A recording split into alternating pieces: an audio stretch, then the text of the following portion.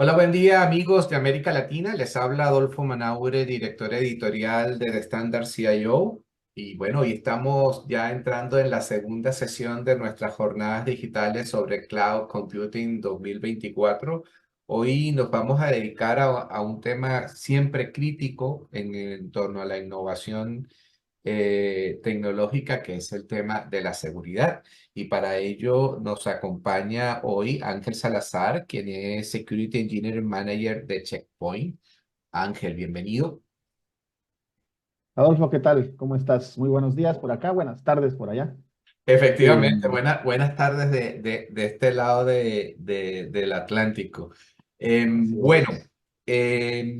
veníamos, ayer comenzamos estas jornadas, Ángel, hablando un poco sobre los escenarios de complejidad que se imponen a todo el entorno de la nube a partir de innovaciones como el Edge Computing, pero mucho más acelerado y complicado por la implementación de la inteligencia artificial. Creo que el signo de la nube es la demanda, la escalabilidad, la ampliación del perímetro y las vulnerabilidades, ¿no?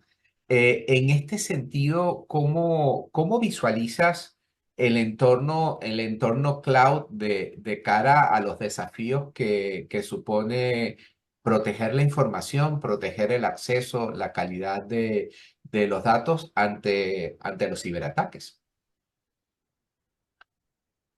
Creo que parte de lo más retador que existe en este momento es, primero, la cantidad de opciones que existen de nube, ¿verdad? O sea, hay nube para todo.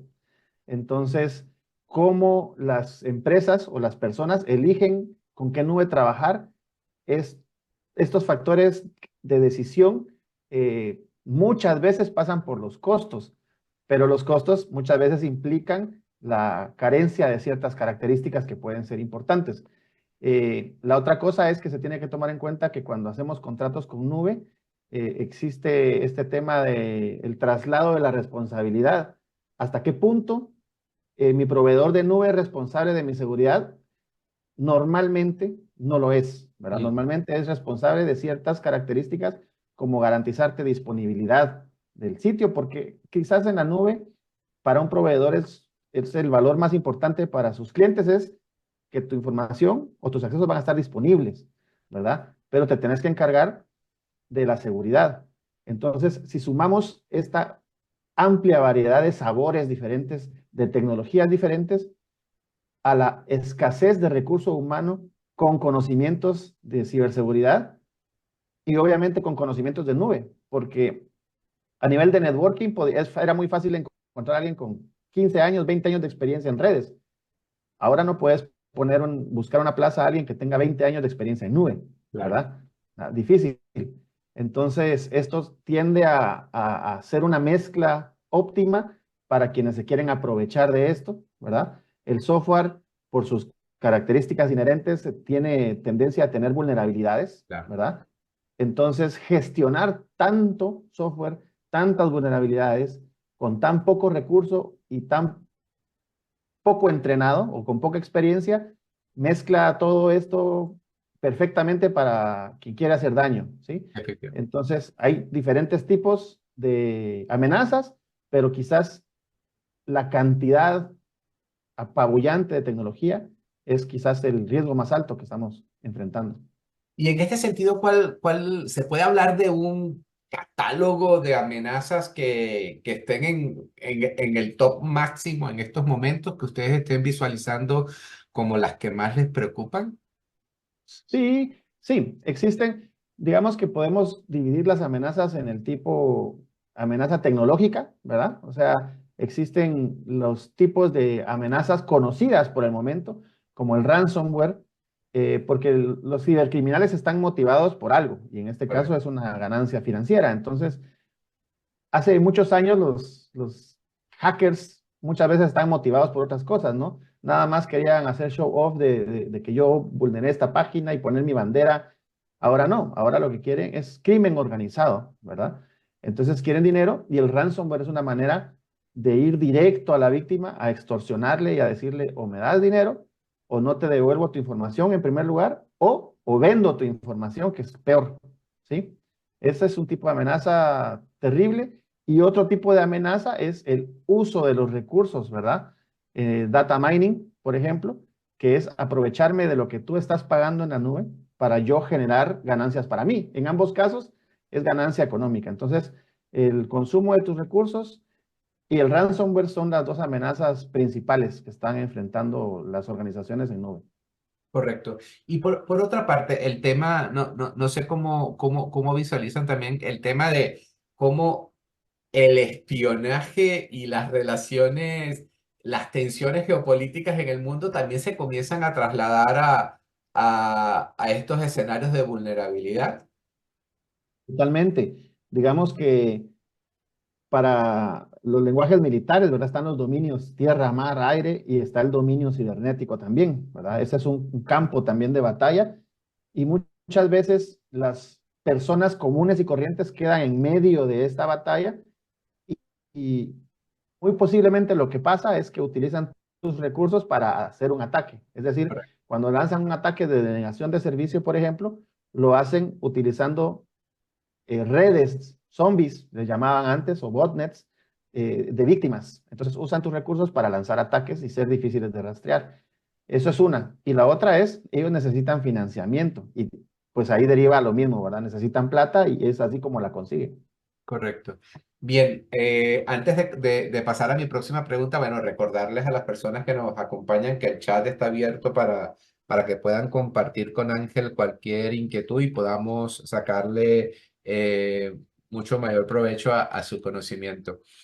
Ángel, la semana pasada tenía yo la oportunidad de hacer una entrevista a una startup que está incorporando al mercado mecanismos de protección de data crítica en la interacción de empleados con ChatGPT. Porque, bueno, la dinámica de interacción con la inteligencia artificial generativa se torna tan fascinante para el usuario mortal que uno comienza a soltar lo que no debe, ¿no? Para ponerlo Totalmente. de la manera más prosaica del mundo. Y eso me hacía pensar en lo que parece ser una tendencia de soluciones de protección a pequeña escala para cada tipo de problemita, digamos. Es una tendencia porque, claro, la innovación tecnológica se manifiesta a toda escala, ¿ok? Em, Ustedes como especialistas en seguridad en la nube, ¿cómo ayudan a gestionar tanta complejidad de proveedores? Porque no hay una solución, o sea, no hay un proveedor que tenga todas las soluciones. Entonces, ¿cómo se pudiese desarrollar un enfoque estratégico para tanta variedad o cómo lo abordan? Bueno, para ir por partes, sí, el tema, por ejemplo, de tantas empresas creando modelos de inteligencia artificial, por ejemplo, las personas comunes y corrientes, como mencionabas, pues hay un entusiasmo y empiezan a subir información y se corre el riesgo de fuga de información, ¿verdad? Comprometer información importante de las compañías. Eh, eh, hay un dicho que dice, echa la ley, echa la trampa. En este caso viene como al revés, ¿no? Echa la trampa, toca hacer la ley, Correcto. ¿verdad? Entonces, existen las tecnologías y son maravillosas porque permiten muchas cosas innovadoras y potencian, digamos, el talento de la gente. Sin embargo, hay que poner algún tipo de controles. Básicamente, los estándares vienen hablando de controles desde épocas, ¿verdad? Anteriores a muchas de las tecnologías y cuando unos criterios de controles están bien definidos, van a involucrar inclusive tecnologías que ni siquiera conocíamos. Entonces, protección de la información, es importante el manejo de la información para que nosotros sepamos que aún si surge una tecnología nueva, yo no tengo que exponer la información de la empresa, ¿verdad? No importa a dónde la voy a subir, si es una nueva tecnología que surgió o medios de comunicación, por ejemplo, no voy a enviar información confidencial por redes como WhatsApp o etcétera, a pesar de que ya que está encriptado, sigue siendo un mecanismo que no debe de estar aprobado para compartir información Ujú. confidencial. Entonces, existen muchos criterios tecnológicos. Uno son estas medidas eh, todas las medidas de protección de la información, que están los estándares que se van a cumplir dependiendo de la industria. Está HIPAA cuando estamos hablando de criterios médicos, GDPR para los temas de manejo de la identidad en Europa, ¿verdad? Y la data, protección de la data. Eh, Existen SOC, ¿verdad? También para criterios de protección de información, que son estándares que luego transversalmente se amarran con ciertas tecnologías. Entonces, por ejemplo, cuando surgen las nubes, ¿sí? Azure, AWS, Ujú. tienen sus propios estándares o sus propias métricas para cumplir con GDPR, ¿verdad? Entonces uno puede entrar a la configuración de la plataforma y dice, quiero cumplir con esta política y me ayuda, ¿verdad? Y me dice cuál es mi gap, qué es lo que tengo que cubrir. Es cierto, no todos los fabricantes, o no existe un fabricante que cubra al 100%, entonces hay que hacer los esfuerzos para poder minimizar la cantidad de tecnologías que tengo que administrar, porque nos regresamos al riesgo número uno que hablamos, ¿verdad?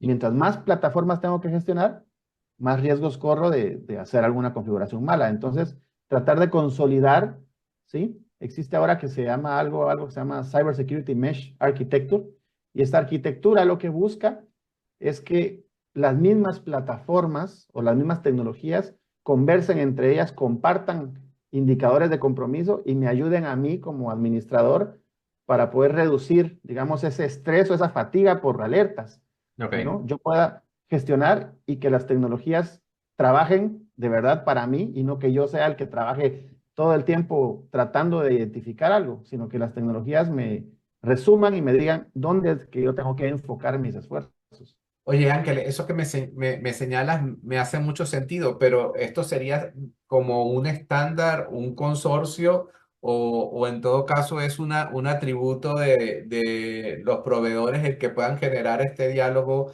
entre plataformas de tal manera, me imagino que será vía inteligencia artificial que se mantenga como una especie de gobernanza, ¿no? Sí, el Cyber Security Mesh Architecture es un término acuñado por Gartner, en donde Ok, ellos dan ciertos criterios y explican cómo debería de funcionar una arquitectura, ¿verdad? De este tipo.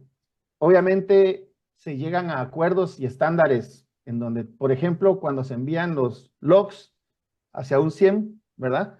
Se llegan a criterios de syslog. Decimos, bueno, esto es el estándar que yo voy a manejar para enviarte la información, igual que es los protocolos, para que se puedan entender las diferentes tecnologías. No podemos ser cerrados, digamos, y decir, yo no trabajo con esta otra tecnología. De hecho, cada vez más las empresas, fabricantes de software, lo que hacen es ofrecer integraciones con terceros.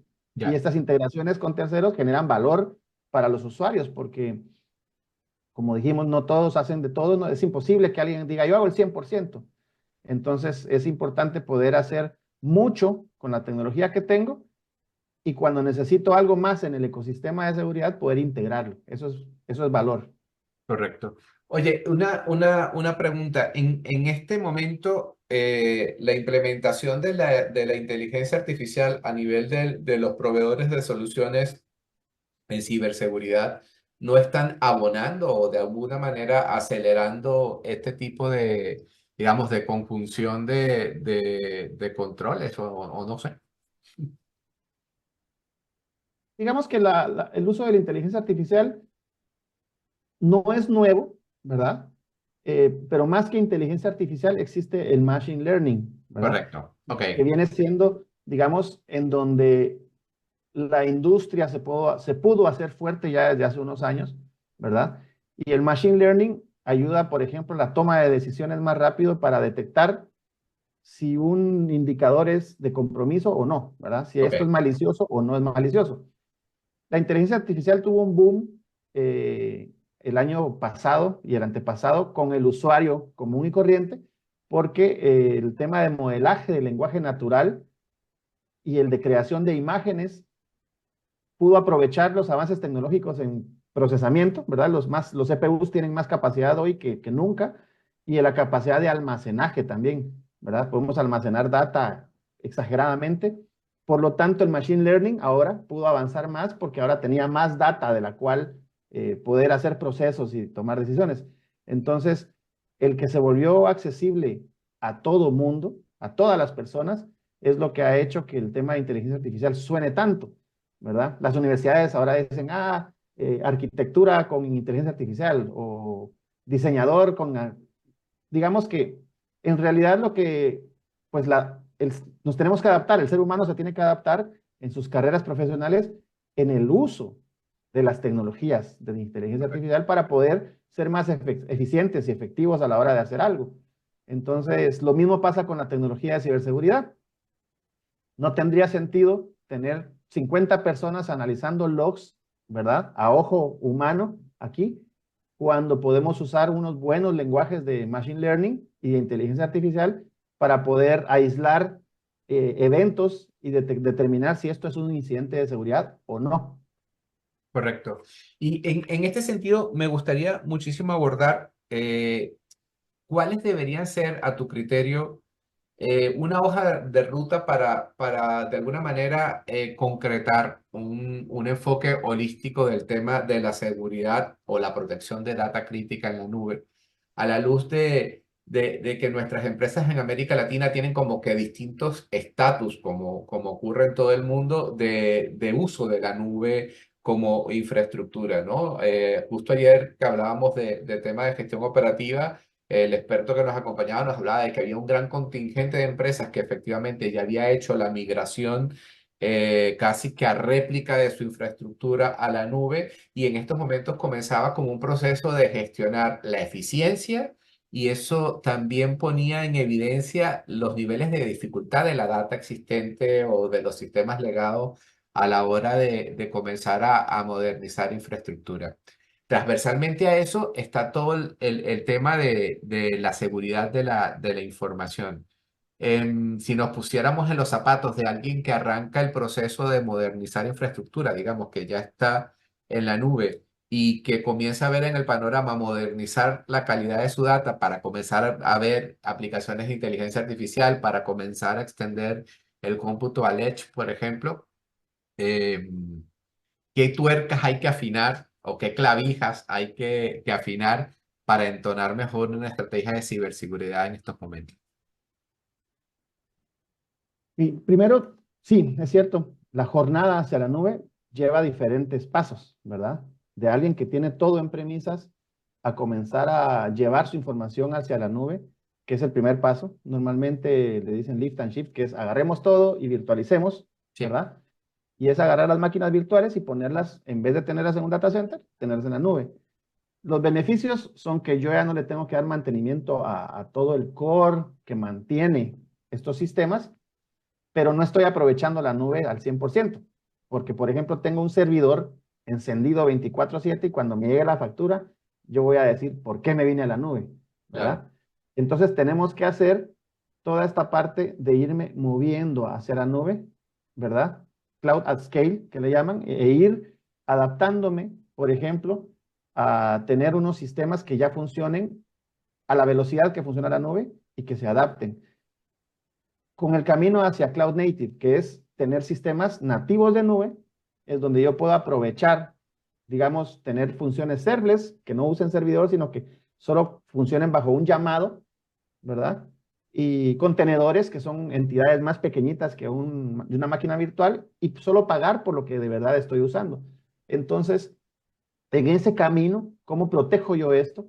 ¿Cómo protejo las cargas de trabajo que están? Porque esto es algo más abstracto, ¿verdad? No es Correcto. lo mismo que si yo te decía, mira, no me responde el servidor, anda a ver si está encendido. Y alguien iba al data center y bueno, alguien pisó la regleta, ¿verdad? Y se apagó el servidor. Esto no lo podemos saber en la nube. Mm. Entonces, digamos que parte de la estrategia es tener visibilidad de lo que está pasando, ¿sí? ¿Qué assets son los que yo tengo? ¿Cómo se comunican entre sí? Eh, que la comunicación entre ellos esté limitada. Existe también un framework que se llama Zero Trust, ¿verdad? Y empezar a regir mis decisiones basado en este framework es importante. Ok. A veces nos topamos con alguien que nos dice, es que quiero comprar Zero Trust, ustedes venden Zero Trust. Y la respuesta es, tenemos tecnologías que te pueden ayudar a que tu arquitectura sea de Zero Trust, ¿verdad? El framework, básicamente, no es la tecnología. El framework son las políticas sobre las cuales puedes ir construyendo tu camino hacia la nube. Entonces, allí es donde creo que lo principal es eso, es definir una cierta arquitectura hacia la cual quiero llegar y paso a paso. No es imposible llegar del día a la noche a la mañana. Entonces, tenemos que ir paso a paso y cada decisión que tomo que me acerque más a este modelo ideal al que yo quiero llegar. Esto creo que es el camino. Correcto. Y en ese sentido, la, la, porque una de las preguntas que tenemos es, bajo el criterio de lo que estamos manejando, ¿hay cosas que se tienen que mantener fuera de la nube? Yo creo que esencialmente si se quiere tener escalabilidad y capacidad de adaptación, la ruta indica en que no, o sea, que no, que deberíamos ir todo escalándolo hacia esos entornos, ¿verdad? Más o menos, existe ahora, sobre todo este año, empieza a sonar mucho la red híbrida, ¿sí? Ok, Hay cosas que se van a permanecer en premisas y hay cosas que hace sentido mover a la nube. Entonces, eh, yo creo que estoy viendo y no sé si me adelanto, pero preguntan, ¿verdad? Los criterios clave para jerarquizar cómo estar en la nube o no pasa por lo mismo.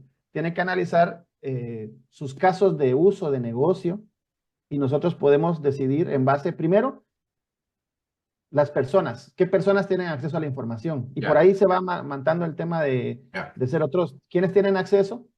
¿Desde dónde van a tener acceso? ¿Voy a permitir que accesen solo cuando están adentro de la empresa o voy a permitir acceso cuando estén fuera? Les voy a permitir y ahora desde qué dispositivo. Les voy a permitir que accesen desde la computadora de la empresa o también desde su teléfono. Entonces, basándonos en esos criterios, yo tengo que ver primero dónde voy a almacenar la data, si la voy a encriptar o no, si es pública, pues ¿para qué la voy a encriptar? Si no, pues necesito encriptarla y después voy determinando estos escalones que el usuario tendría que pasar para poder tener acceso a la información. correcto. Tú, entonces, partiendo un poco para hacer rapport del momento al que estamos, primero está tener una claridad del modelo de negocios para saber cuáles son las demandas de infraestructura y hacer un cambio de paradigma en torno a Zero Trust, que no es un software, sino es un Correcto. criterio de implementación que parte del principio que cualquier escala de uso de la data tiene que ser verificado. O sea, damos por concepto, a ver si yo no estoy equivocado, Ángel, de que ser otro se basa en el principio de desconfiar o no confiar en la posibilidad de que no seas vulnerado de alguna manera, ¿no? Sí, por ejemplo, el menor privilegio, ¿verdad? Eso es lo que se Exactamente. hablaba, o sea, Sí, es otra forma de decirlo, es el menor privilegio posible para cada usuario y, por ejemplo, que sea explícito el acceso. Eso es, el permiso correcto. para ese acceso es explícito. Es decir, yo no sé, yo tengo mi gafete y dice Ángel Salazar y va a decir a qué tengo acceso. Entonces, Correcto. llego a un edificio de checkpoint y mi gafete me debería dar acceso estrictamente a donde yo tengo que entrar, no usar mi gafete para entrar a todas las oficinas, al Claro. data center. Esa es más o menos una metáfora donde podríamos decir que a esto se adapta el tema de Zero Trust. Correcto. ¿Y cómo ven ustedes este tema ahora que has tocado la identificación y el acceso, los procesos de vulneración de este esquema que parece que no hay manera de que aún nos podamos librar de él, de las contraseñas, ¿no? Porque efectivamente, de cara al usuario, y no hablo del usuario del entorno corporativo, que si las normas sean más o menos cómodas, el personal la asume y punto, sino que cuando uno es usuario de servicios como los financieros o el mismísimo retail, el modelo de multifactor, uso de SMS para validar el usuario o cualquier cosa complicada realmente genera fricción. Uno suele escuchar muchísimo que el nuevo perímetro es el usuario, la identificación, pero seguimos arrastrados con la contraseña, ¿no? O sea, es como un lastre que parece que no nos podemos quitar. ¿Cómo lo están viendo ustedes? Porque la nube va a ser que la persona sea la clave. Básicamente, es justamente esto, ¿no? Tenemos que usar una combinación de las cosas que tenemos. Ok, Entonces, depende de la decisión o el criterio que usamos para dar un acceso, nosotros vamos, por ejemplo, si vamos a darle acceso a un activo crítico, ¿sí? De uso confidencial, entonces tenemos que asegurarnos que esta persona es quien dice ser, que eso es lo básico, lo principal. Segundo, que trabaja para esta organización y que está en el grupo que tiene acceso a este tipo de información, porque esa es otra, ¿verdad? Ujú. Entonces, y tercero, que está en efecto en donde, físicamente ubicado en donde nosotros estamos dándole acceso. Yo qué sé, temas de recursos humanos, temas financieros, temas, tienen diferentes tipos de accesos, ¿verdad? Desarrolladores, por ejemplo, nosotros tenemos equipos de gente que está desarrollando, dispersa en diferentes ubicaciones geográficas del mundo, y ellos van a tener acceso a su ambiente de trabajo siempre y cuando estén en el lugar que se definió para esto. No es que estén trabajando de nómadas digitales y están en una playa del Caribe y les roban la laptop y ya tuvieron acceso a toda la información de nosotros. Entonces, hay diferentes escalones de nuevo, ¿verdad? Para nosotros definir a quién tenemos que restringirle más, ¿verdad? Y cuántos criterios hay que corroborar, porque me pide mi contraseña, multifactor de autenticación. Después, para darme acceso, por ejemplo, a mi tablet, no solo es eso, sino que tengo que usar el browser que me pide la compañía, porque es un browser que ellos pueden mantener actualizado y bajo control, digamos, que no me vayan a hacer un exploit. Y después de eso, tengo que instalar, por ejemplo, la plataforma de colaboración con la que trabajamos nosotros y autenticarme ahí también. Entonces, de verdad, como lo decís, genera fricción, pero finalmente va a ser algo a lo que nos tenemos que ir acostumbrando. Hace años, la banca en línea no era tan aceptada y adoptada como lo es ahora después de la pandemia. Yo siempre uso a mi pobre mamá de ejemplo, que ya tiene 70 años y ella nunca había usado una cosa para pagar en línea y ahora hace, mijo, te mando una transferencia y me compras tal cosa y Ya, compra en Amazon, o sea, ya. es increíble, Sí. ¿sí? Y ya se adaptó a esto. Correcto. Una pregunta interesante que tenemos, previendo lo que mencionabas, ¿no? De que efectivamente hay infraestructura de data crítica on-premise, que hay de nuevos segmentos de infraestructura en la nube pública y que todo esto tiene que gestionarse desde un punto de vista híbrido. ¿Qué consejos podías ofrecer al CISO y al a la gente de sistemas en IT para de alguna manera generar una política escalable en el tiempo y sacar ventaja de las nubes en cuanto a sus capacidades de seguridad? Porque, bueno, mencionabas algo que era importante, el proveedor de nube garantiza disponibilidad de los datos.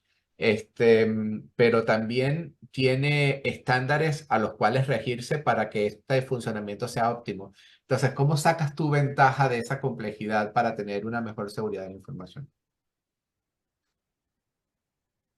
Bueno, primero, sí hay que involucrar a todas las instancias dentro de la corporación en la toma de esta decisión, ¿verdad? Pues estarán los expertos en nube o los expertos en el área de tecnología, pero están otras áreas que son de más de negocio, ¿verdad? Mm. Ellos tienen que estar conscientes de los niveles de exposición que vamos a tener, digamos, como empresa a la hora de llevar nuestra estrategia hacia la nube. Porque normalmente eh, las otras áreas ven nube como sinónimo de agilidad. Entonces, tienen que estar claros en que sí, podemos ser ágiles, pero hay que invertir en que esta agilidad no se convierta en un riesgo, Correcto. ¿verdad?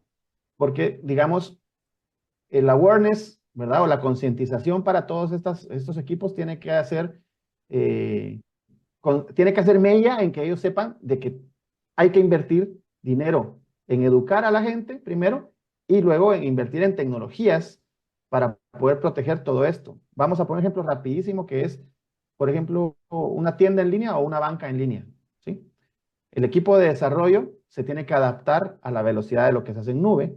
A esto le llaman ahora metodología ágil Mm. o existe el DevOps, que es desarrollo y operaciones, que están entrelazados y el símbolo es que es un El infinito, infinitum, sí. ¿sí? Porque mientras está funcionando la app, a nosotros nunca nos pregunta el banco si queremos actualizar la aplicación. La actualizan y Correcto, ya.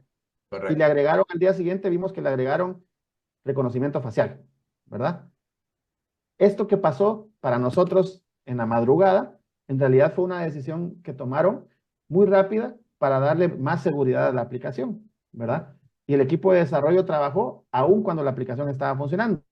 Entonces existe el DevSecOps, que es seguridad ahí adentro, pero esto es algo que muchas empresas no lo han adoptado a pesar de que ya están produciendo y no tienen o sea, para tomar una decisión, esto puede tomar meses, ¿verdad? Semanas, y en realidad tiene que ser una cuestión inmediata, ¿verdad? Adaptar, ¿sí? La tecnología tiene que adaptarse tan rápido como la adaptamos para el negocio.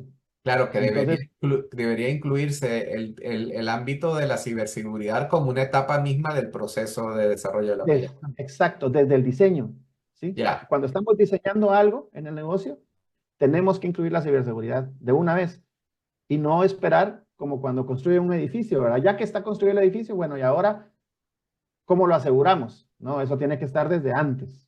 correcto. Oye, tú mencionabas hace un ratito que en el contexto actual del cloud computing y a la agilidad en que se va desarrollando la innovación y la implementación, la actualización del talento es un desafío.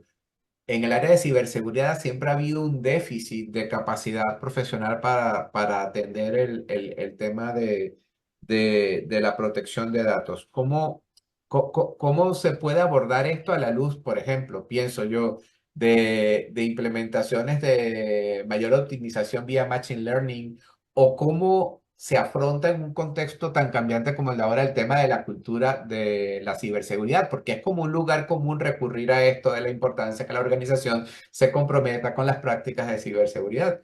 Pero cada día se hace todo más complejo. El cibercrimen, como tú bien lo has mencionado, es una industria potente, que destina recursos y que tiene un capital intelectual.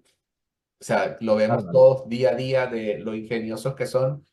¿Cómo recomiendan ustedes, digamos, no quedarse de manos atadas desde ese punto de vista, del talento profesional y la cultura de la seguridad? Esto es una mezcla entre la educación tiene que ser permanente, ¿verdad? Eso no se puede dejar atrás. Es, eh, es relevante para todos, ¿verdad? Todos los empleados de una organización son responsables de mantener segura la información que está adentro, ¿verdad? O que nosotros guardamos de nuestros clientes, de nuestros empleados, etcétera. Entonces, así como cuando allá en Europa hacen que los empleados firmen y reciban la capacitación de la política de manejo de datos, ¿verdad? Lo mismo hay que hacer para mejores prácticas de uso de la laptop, ¿verdad? Mm. Señores, por favor, si llevan la laptop, no la dejen en el vehículo, ¿verdad? Bájenla siempre con ustedes, no sé, hay criterios para esto.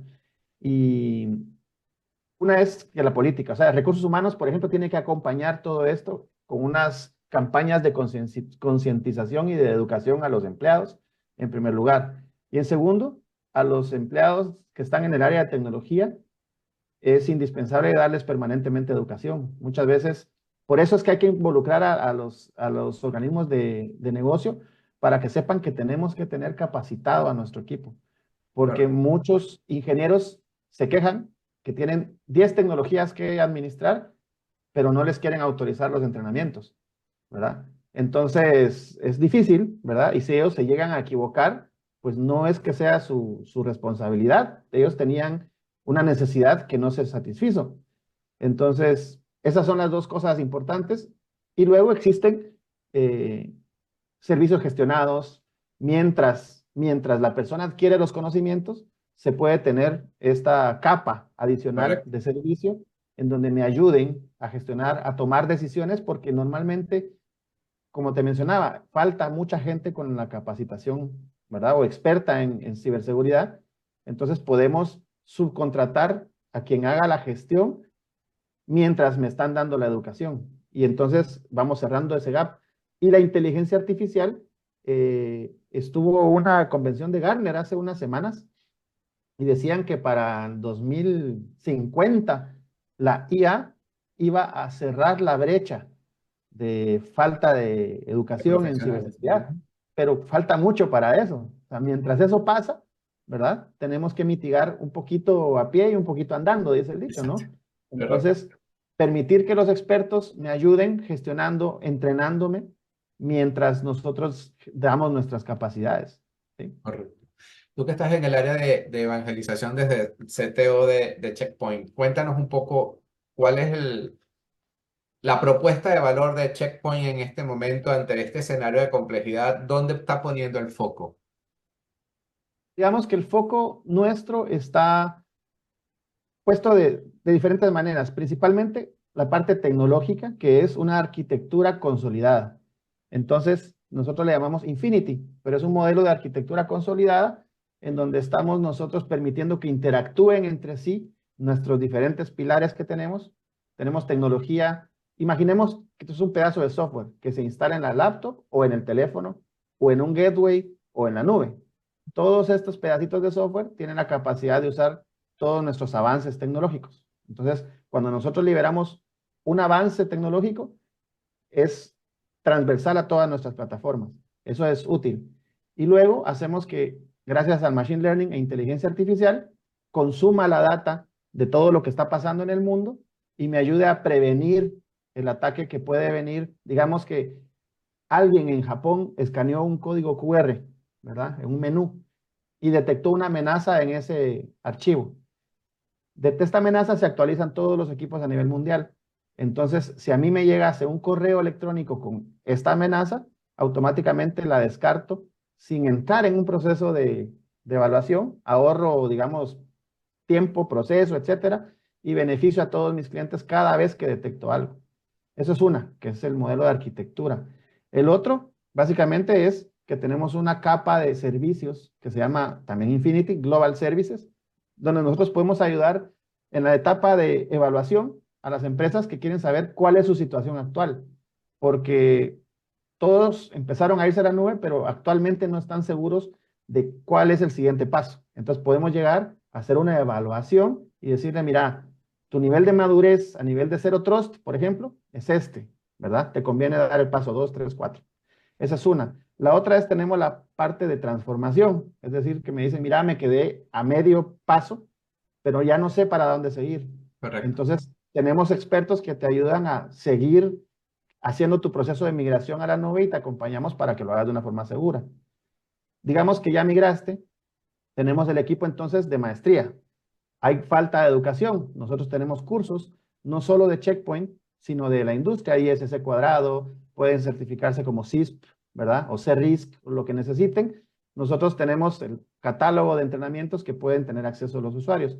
Y finalmente, respuesta a incidentes, ¿verdad? Ya que estamos ahí, puede tener como un seguro médico, ¿no? Tenemos un colchoncito destinado a cuando tengamos un incidente, tenemos de inmediato gente que nos ayuda a resolverlo, ¿verdad? Expertos que van a analizar y no solo las tecnologías de Checkpoint, sino las que tengan en ese momento, ¿verdad? Estos expertos no son expertos de poquito tiempo, son de mucho Sí. tiempo y ya hemos asesorado empresas muy grandes en todos estos temas para respuesta a incidentes. Entonces, eso es, digamos, tecnológicamente hablando, a nivel de estándares y a nivel de gestión y respuesta a incidentes. Una última pregunta, Ángel, que estamos en los últimos 2 minutos. En tu Ujú. visual de nuestra región, siempre existen algunas industrias que, como la del sector financiero o sea, sectores de defensa, que están habituadas, o sea, que es parte de su modo de operación el resguardo de los datos. Pero esto está cambiando muy rápido y la nube es un habilitador. En tu visual, ¿qué sector de la economía en América Latina se expone cada vez más y actúa menos? Se expone más y actúa menos. ¿O le falta más trabajo que hacer? O sea, digamos, que está lento con los deberes.